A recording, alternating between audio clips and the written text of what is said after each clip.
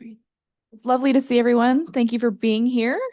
I'm Dr. Hana Chen. I'm one of the BMT and GVHD specialists at Ohio State. We have the OSU Multidisciplinary GVHD Clinic as a resource here locally if you live here locally. And I'm very happy to then introduce one of our partners in that GVHD clinic, Krysten Chadwick. So Krysten Chadwick is one of our beloved occupational therapists. She graduated with her bachelor's degree of science from Ohio State University in psychology in 2017.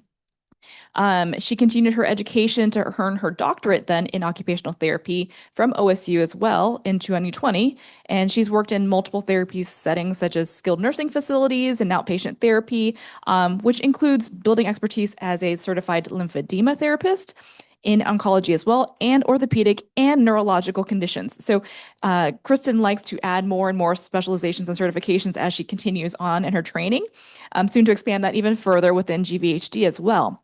She continues to be a Buckeye for life, as you can see. She's done OSU through and through, and she presently works for the Comprehensive Cancer Center with us as an occupational therapy therapist in the ambulatory oncology rehabilitation group. So, Krysten, take it away.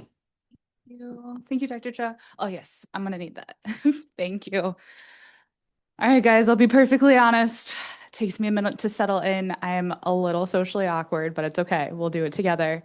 I'm also going to try to speed us up a little quicker. So I'll kind of probably speed through some slides. If you guys have questions, please let me know. I like things to be interactive. Otherwise, it's not fun for us. Okay.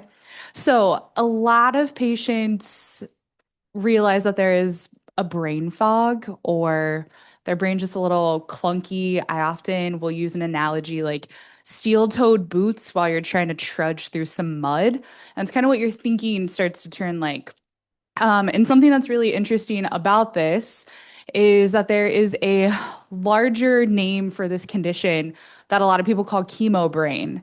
But from my perspective, I don't particularly like the word chemo brain. I prefer cancer-related cognitive dysfunction because I do cover a cancer continuum where we have patients who have never had chemo or who are not currently on chemo. So some of you in this room, if you are a survivor, you might still be somewhat on a chemo, but you might not be. And this same condition might still apply to you. And so the definition is here on the slide, but it's really this a condition that describes a memory or a thinking problem that occurs to cancer and cancer-related treatments, okay? And it can impact your ability to carry out daily activities, whether it's return to work, caring for your children or your grandchildren or a spouse, or honestly, just organizing your day. So it really, really depends. As I kind of alluded to it earlier, there are a lot of different names for the same condition, which is why I think it's one of the hardest things for us to kind of tease out when you come in for an appointment and kind of discuss. Because if we don't use the same words, it's hard to kind of figure out what we're talking about.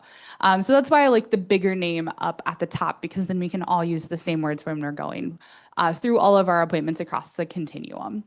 So, how common is this condition? And truthfully, the statistics are kind of daunting, especially considering that the research behind this condition is now just kind of coming to light. The evidence is strong, but we still don't have a lot of evidence. So the fact that 1 in 9 people will report a subjective cognitive decline, in that it interferes with their social activities, their work, or their volunteering activities. But the biggest thing behind this is the last half of that statement. But less than half of those people report it to a provider. And so this makes me question a lot of things. Is it because I'm not listening well enough when we're in an office room together, right? Or are you guys not as aware of it because we're managing a lot of other things until we get a little further post treatment, right? So the part that I don't particularly appreciate is the last half of that. But we can really see that the prevalence is really strong, where up to 70 to 75% of cancer patients will experience this cognitive decline. And the biggest thing, too, is that it can last 5 to 10 years after active treatment. So you're not, it doesn't just go away, right? And so that's the biggest thing that I like to point out is that we can kind of help you through all of those things. But specifically, because we're all here for the GVHD symposium, I wanted some statistics just within kind of that realm. And The thing that's really interesting is that it's going to impact your independence as well as your sense of personal agency. Those are really big things that make you who you are, right? And so that's why I care about it so much. And that's why I'm so passionate about it and want to be able to come and help you all.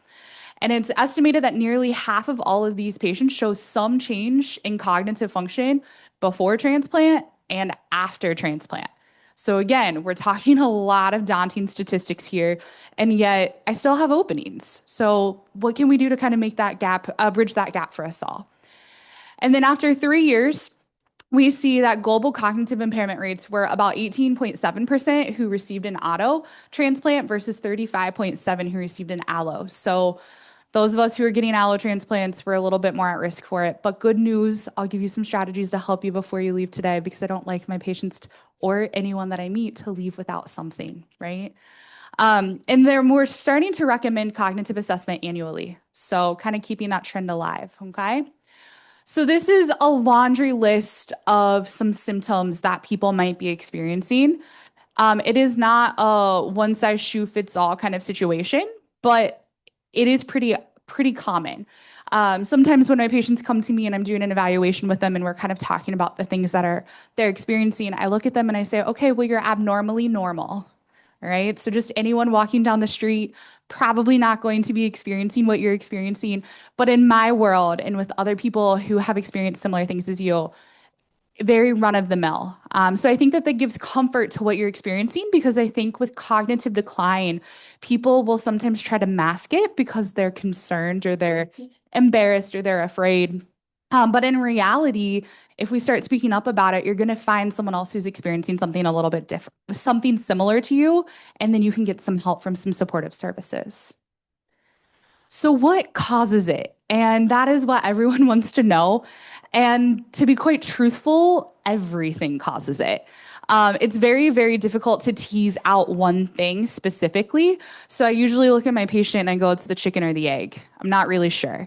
And maybe as research does progress, we will be able to definitively target one thing or the other. But right now, there are a lot of causes and like things that can make these cognitive changes a little bit better or worse for you, depending on where you're at and what you're experiencing. As we've discussed, chemo is a really common one that people really kind of perseverate on, which is so true. So that's why it's on my list. But other things that I usually like to kind of point out that are a little bit more unique are steroids, because a lot of our patients get high dose steroids and then they progress to low dose steroids if we can't fully get them off of steroids. But there is a very common brain fog that is associated with steroids, specifically within that larger category of medications. Okay. If you're having other types of treatments, those kinds of things, depending on where they are, can impact your cognitive capacity, but some of that is also related to the fatigue of those other treatments. There's usually a really strong relationship between your physical fatigue as well as your cognitive fatigue. Okay. And then the last bullet point that I really like to point out, because I don't think a lot of people talk about it enough within our realm, is the mental health piece behind things. So if we are too busy trying to manage our emotions because we've been going through a lot over the last year to 2 years, we just don't have the capacity to think and problem solve and do all of these executive function things that are behind it. So that is why having very lovely support systems and good emotional regulation techniques is really important from a cognitive perspective as well. When we talk about this list, and I think it might be upcoming in a slide or two, let's see, right here, if I back it up a little bit. We are like 3 to 4 spheres. I don't necessarily use all of those words, but I like to say like we are our cognitive health, our physical health, our spiritual health, if you identify spiritually, as well as our mental health. And we can kind of see some of that popping up in this article that we see all of these things overlapping. And our goal is to help all of those kind of be overlapped fully so you can have the best quality of life. But dependent on where we're at in our treatment or what's happening to us personally, we might feel one of those spheres starting to pull away. And our job as like for myself as an occupational therapist and as your medical team as a supportive service is to come in and try to help get those spheres try to like overlap again, right? So we're trying to beef all those things up so they're stronger and can pull one thing back in so you can have that better quality of life, okay? As we continue on, specifically within GVHD, because again, we're here for the GVHD symposium, these are a lot of medications that our patients are put on to kind of help manage the effects of GVHD. And a lot of them cause a brain fog. And a lot of the times we're on these medications for a very extended amount of time, and they're like the benefit of being on these medications is definitely worthwhile. So, how do we manage the brain fog? Because the medication probably is going to be there at least for the foreseeable future, right? And so, I think it's really important to highlight this and kind of see what some of these cognitive side effects are. And I won't read them all just for the sake of time, but you're more than welcome to take a picture of it. Because if those things are you, it might be worthwhile to try to seek some intervention to try to help manage it. So risk factors, and our friend who was kind of talking about it earlier with like environmental and diet things, right? Like we have a lot of risk factors that also influence besides just what's happening inside of our brain. And I'll talk about the elephant in the room. The older you get, the more likely you are to have age-related changes. And that's not super fun, right? But that's part of our job, is to try to help mitigate those age-related changes and help bridge the gap between normal age-related changes as well as what is happening from like a cancer and cancer treatment perspective. If you already had difficulty with like memory, anxiety, any type of cognitive or executive functioning, those things are likely to just be exacerbated. So I usually give an example. I am terrible with names, and I also am a little squirrely. And if you see me at like 3 p.m., you're probably going to see me really squirrely. If I were to be going through all of these things that my patients are, I'm likely going to have just a lot more difficulty with both of those things. So it's just going to be a lot more amplified. Okay. When we're talking about pain, who in here has chronic pain or just kind of wakes up feeling kind of gross in the morning because they're kind of stiff and their pain is not there? Okay, right? Especially the older we get, the more likely pain is here. I usually say that pain is like a constant fire alarm going off in your brain. And it's not appropriate for you to just sit here and scream out, right? Social niceties don't allow you to just sit here and scream. And so what is happening is we're using a lot of internal power to kind of tune out that pain, which means it's taking away from our energy levels or our bandwidth to manage all of the thinking again. So this is where kind of collaboration with all of our other providers to have a good pain management regimen comes in, to make sure that our pain is not too much of a factor when it comes to thinking. But then when we think about sleep and fatigue and diet and hydration, I usually use a really great analogy of, if you put crap gas in a car, what's going to happen with the car? Bad performance, right? Pretty crappy performance. Same thing with our bodies. If we're not properly fueling our bodies, we really don't have a hope of being able to adequately think. Okay. So the talk leading right up into this one is really beneficial. And then just trying to have a better, healthier lifestyle where we have good coping strategies, we're doing exercise, all of those things. It will help all of those spheres that we talked about at the beginning start to overlap again and line up. Okay. So these are specific ones specifically related to stem cell transplant and GVHD. I will leave those there. Something I would like to point out that is a little different than anything else is the length of hospitalization post-transplant. So at least at the James, our patients are inpatient for an extended amount of time. And what happens when you're an inpatient is you unfortunately are at risk for developing a hospital-induced delirium. So that is something to kind of think about, this whole, what day is it, at the time of day, because everything is kind of like Groundhog's Day there. And then everyone always likes to come in at the most inopportune times to check your vitals, aka the middle of the night. So you're not really getting good sleep, right? So it's kind of perpetuating those factors. So the lengthy hospitalizations aren't super helpful from that perspective. So that's when we really need to start implementing some early intervention, trying to have exercise classes while you're still inpatient, but also doing exercise for your brain during that time. And I promise I'll give you some of those things moving forward. This is my cheesy quote because I'm an occupational therapist through and through, and I truly believe that we are one of the best providers to help you all manage all of those things. And we're going to continue about what OT intervention would look like for your brain. So when I see a patient, and this is kind of for you all too, to take it forward, and we'll do a little bit of all of these today. That's why I have a tall order and talk quickly. But when we work together, the number one step is to put compensatory strategies in place. Does anyone know what those things are? Any idea? Just shout them out. I have a couple of patients in the audience. They should be able to tell me answers, okay? Board games would work. I would actually put that down here in the cognitive retraining aspect. It's more like a brain game. I love a good game night. It gets a lot done for me. Yeah, yeah, those ones I would for sure put down here in this half. Anyone have any ideas on the top half? I'm staring you down, patient. I couldn't hear. I'm sorry. Anyone have anything? Yes, make your list. Thank you. She passed. Um, okay, so like making lists, right? Like that's a very basic one. We'll talk about some other ones. But compensatory strategies, yeah.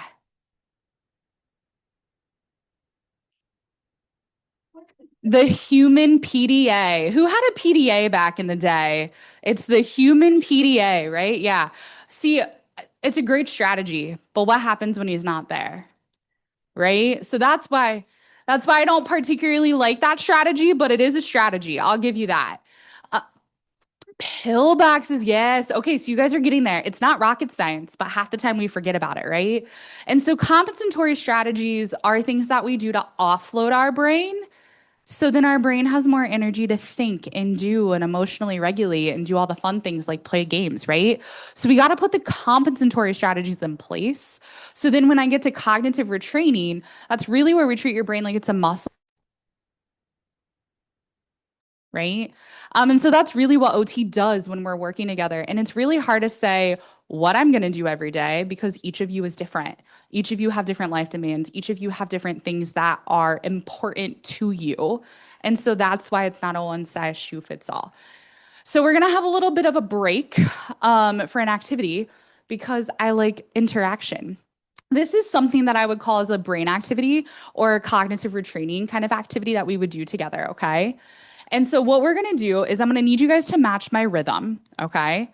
And while you're matching my rhythm, I need you to sing happy birthday. Now, you don't have to be a great singer. I'm not a great singer either. So, but I just need you to kind of like, happy birthday to you. Happy birthday to, okay? You guys got that? Think you guys can do that? But you have to match my rhythm while I do it, okay? Think you can do it? All right. So I'm going to put these down because I need hands. I'm a loud mouth. I really don't need that. Can you actually speak into the microphone for the virtual attendees? Or do you want me to do something? To me. Okay. So we're gonna start singing on 3, and you guys have to like match my clap rhythm while you're singing. Okay. And you got to do them at the same time. You guys got it? All right. Are you ready? 1, 2, 3.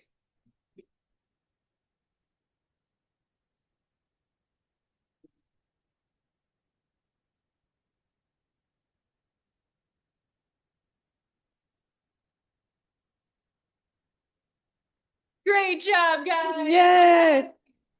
So That seemed hard. how hard was that for you guys? Kind of like on a scale of 0 to 10, 10 being uber difficult, you could never do it again. Why did you make me do this? To 0, I could do it in my sleep and not think. About a 5, a 4, 2. Okay, so we clearly have like a wide range of cognitive ability. It is very hard to come up with an activity with no props that meets all of the demands. So I'm really excited that we have such a wide range of 2, 4, 5s, right? And that's where the skill of coming to someone like me is I'm going to ask you questions like that, and then I'm going to make it even harder if you were more on the 2 edge over there, sir, in the blue. Or if you're more on the 5 edge, that's a perfect challenge for you. I don't want it to be too hard because then what's the point? But I also don't want it too easy because, again, what's the point? And so this is a really great thing of talking about how we're trying to do a dual task where people think that we're trying to multitask in our day-to-day life. Research actually shows you can't. You're usually a little better at shifting gears. But I'm going to force you to try to do that because it's a great cognitive retraining activity where the demand on your brain is a lot more. Okay. So we did a little movement. So that's a kind of like a sneak peek of what a cognitive retraining activity could look like outside of a game night. But at a game night, right? You're talking, you're playing, you're strategizing. It's kind of dependent, right? I see some like dice being rolled, right? There's a lot of things that are happening within that. So that's why a good game night can be helpful and something that's fun so it's not hard to put it in there, okay? For the sake of time, I'm going to skip this part, but there is a holistic assessment that we could do to kind of figure out what do we need to do to help you as an individual. And if you all are looking for services to help your brain fog closer to home, these would be the things that I would probably look for and make sure that is happening when you're going through an evaluation, okay? And we're going to go through all of those. So let's continue. So let's talk about some lifestyle changes, right? So I kind of already talked about all the spheres that kind of need to work together, right? There's a theme. And we learned a lot about a diet beforehand, so I don't need to worry about that topic, right? But exercise. Who exercises in here? Hey, that's like 90% of the group. Okay, so it's great. Exercise is multifactorial. Number one, it's the best way to help cancer-related fatigue. Raise your hand if you have fatigue. Okay, me too. It's Friday. But it really is the number one way to combat cancer-related fatigue. Two, it's really great for your brain because it releases all the good juices in your brain after you exercise, so you feel a little happier, a little more proud.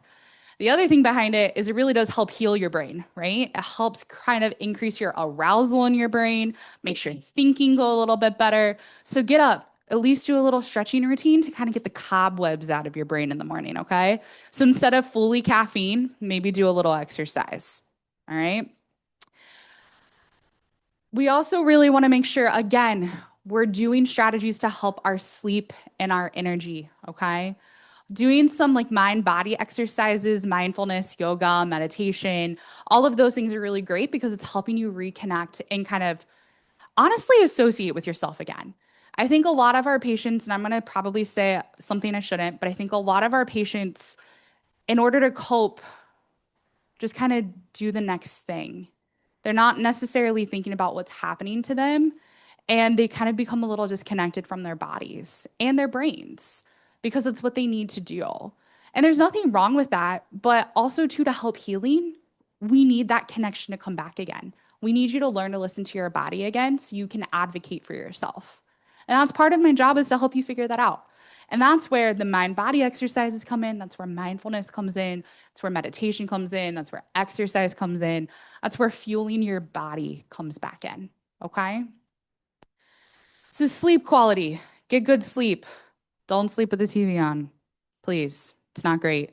Cool rooms, dark rooms, that kind of stuff. There's a lot we can do. I found that as the older that we get, the less reliant upon a bedtime routine we are, but we're actually all just a bunch of babies in adult-sized bodies that need to have a better sleep routine, okay? So if you need tips for that, I can help you afterwards, but really we need to make sure that we're getting good quality sleep, okay? Energy conservation. This is my bread and butter. I love this area. And essentially the whole concept of this is to find ways to clip coupons to make my budget go a little further, and then find ways to deposit money into my bank account. And that whole concept is called energy conservation, okay? So everything you need and you want to do during a day costs you a certain amount of money or a certain amount of energy. Can be dependent on what your lab values look like. It can be dependent on literally the season of life you are in, whether it's fall, winter, spring, but also too, like your personal season of life, what's happening for you personally. And then exercise. It's a great return on investment. Yes, it's in your budget, but the dividends you're gonna get is really gonna help your bank account. So another really great thing to kind of talk about from a banking perspective. So we'll work through all of those things. And really, how can we work smarter, not harder? Can you fold the laundry sitting as opposed to standing at the washer or the dryer, right? Stress management is huge. Who has stress in their life? All of us, right? Adulting, chronic stress. Finding ways to help manage your stress, identifying coping strategies, really helpful in managing all of those things. Attention strategies. I told you earlier I'm a little squirrely, which is probably why I'm doing well bouncing between all of these things right now. In reality, don't do multiple things at a time. Only do one thing at a time, and break down a larger task into a smaller task. That's why there's a picture of candy on here. I usually say no more king-size candy bars when it comes to projects, only fun-size candy bars.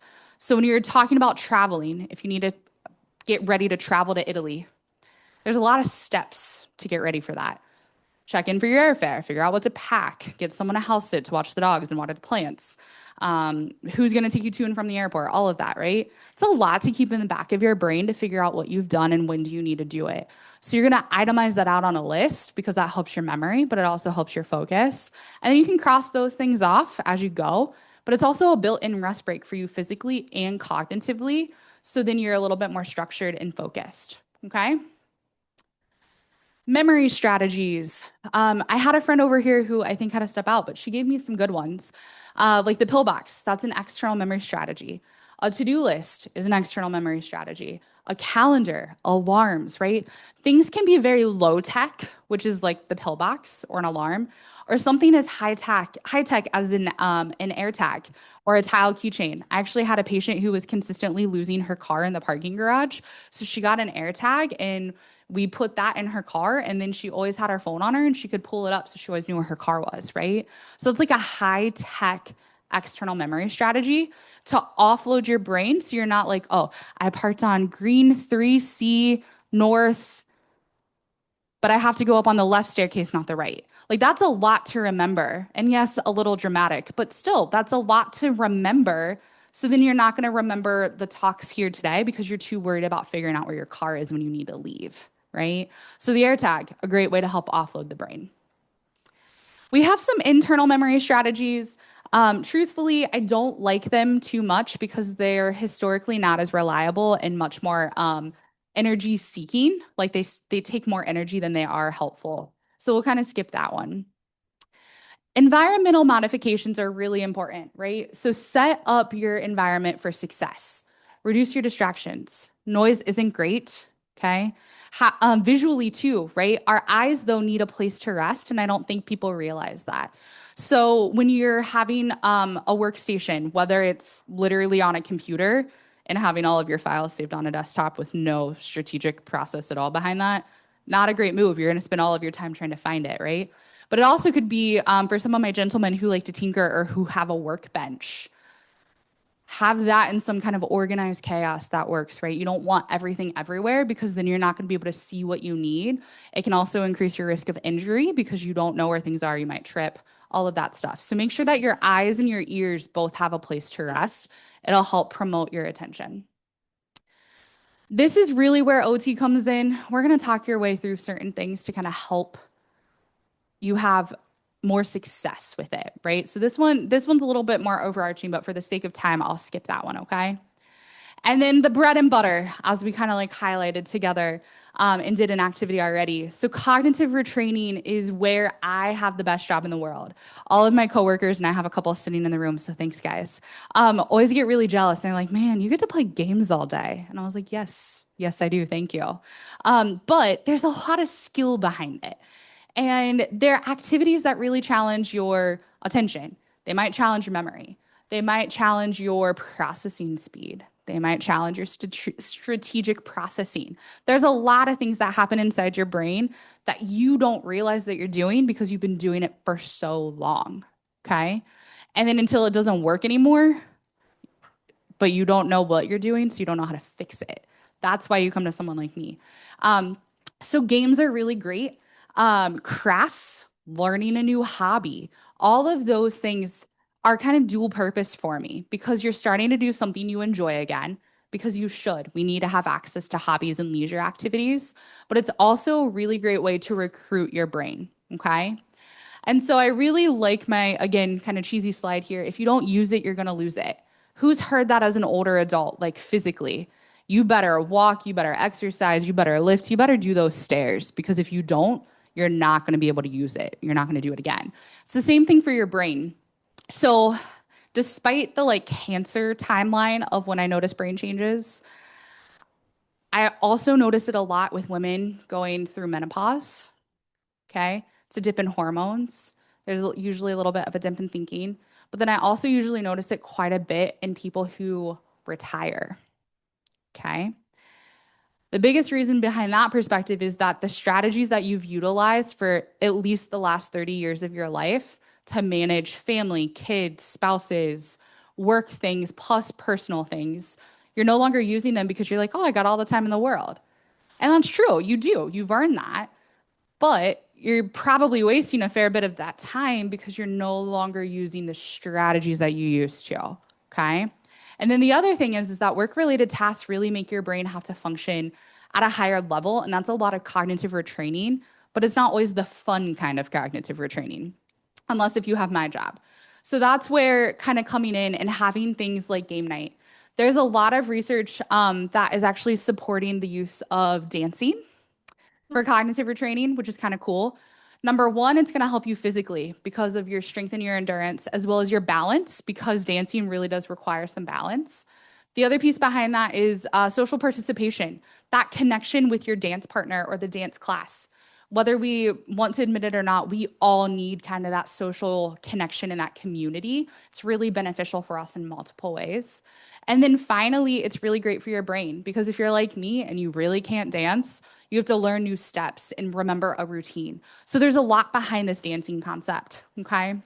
But a great game night is one of the best ways you can kind of implement that. And some of my favorite games right now are like Taco Cat Goat Cheese Pizza. That's probably my top one right now. And it's very quick and easy.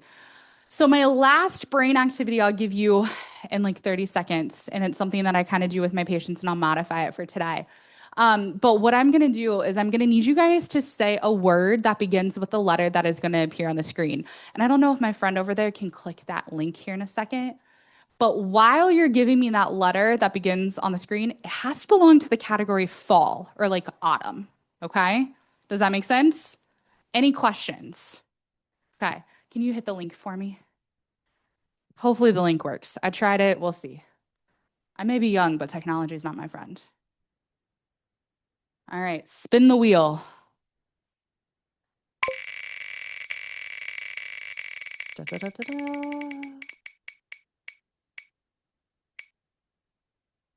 K. Give me a word that starts with the letter K that belongs in the fall category. I'll give it to you. Great. That's a great game. Great one. Can you spin it again? Kit Kat. It was Kit Kat. I see there's candy on the table. Whoever gets the words first can shout it out. W. Weather. I'll give it to you. Okay. What witches? I like witches a little better. Sorry. Sorry, weather folks. Okay, let's do one more just for the sake of time.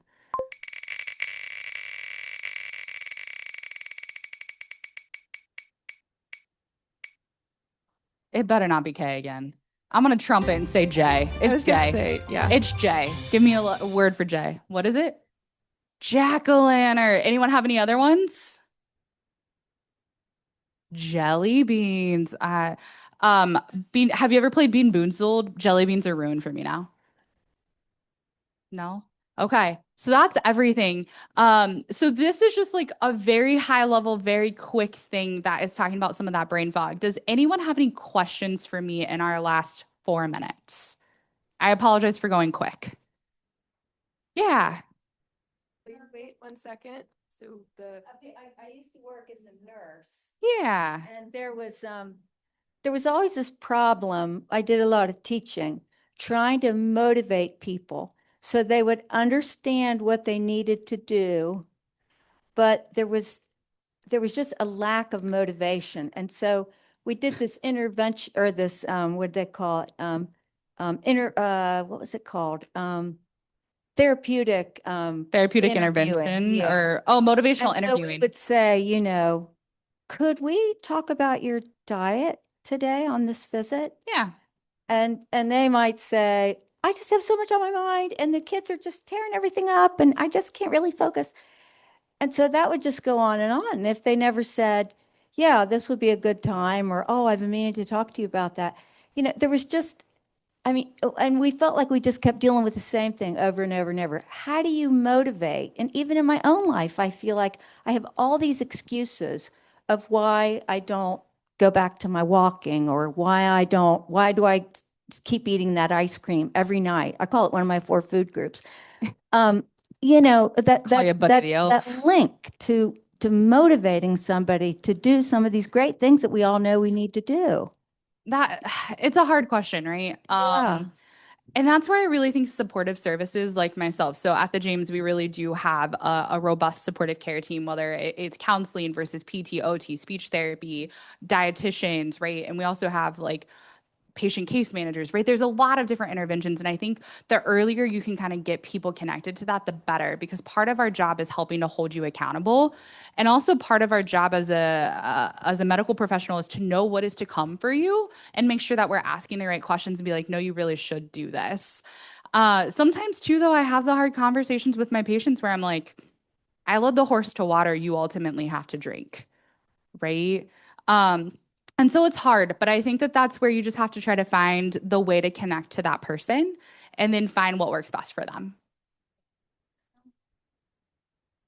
It is. That's also too where having like things like this and finding an accountability partner can be really helpful. Kind of that support group concept is really helpful. That's why you're more likely to go to an exercise class versus to just go to the gym by yourself. Any other questions? Okay, I know it was quick. Thank you guys for following my brain. That's a skill in itself.